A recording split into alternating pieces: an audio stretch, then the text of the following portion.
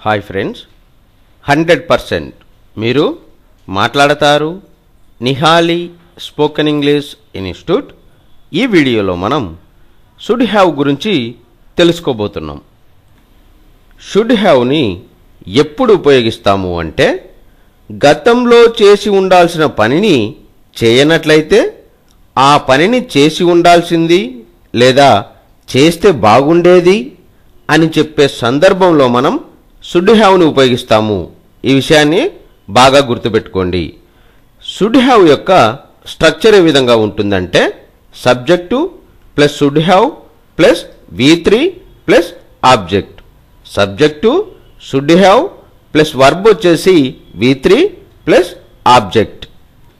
Should have అంటే తెలుగులో చేసి ఉండాల్సింది అని అర్థం. I should have asked him, నేను అతడిని అడిగి ఉండాల్సింది.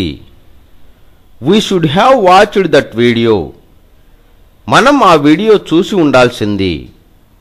You should have learned English then, నీవు అప్పుడే ఇంగ్లీష్ నేర్చుకుంటే బాగుండేది.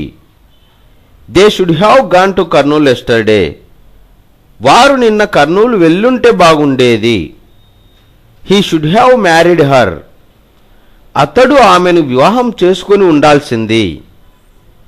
She should have gone to school, ఆమె స్కూల్కు వెళ్ళి ఉండాల్సింది. షుడ్ హ్యావ్ అంటే తెలుగులో చేసి ఉండాల్సింది అని అర్థం. I should have asked him, నేను అతడిని అడిగి ఉండాల్సింది. We should have watched that video, మనం ఆ వీడియో చూసి ఉండాల్సింది.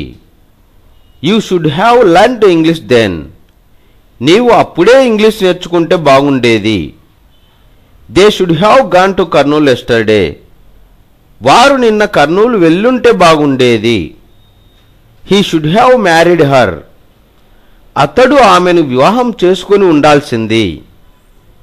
She should have gone to school, ఆమె స్కూల్కు వెళ్ళి ఉండాల్సింది.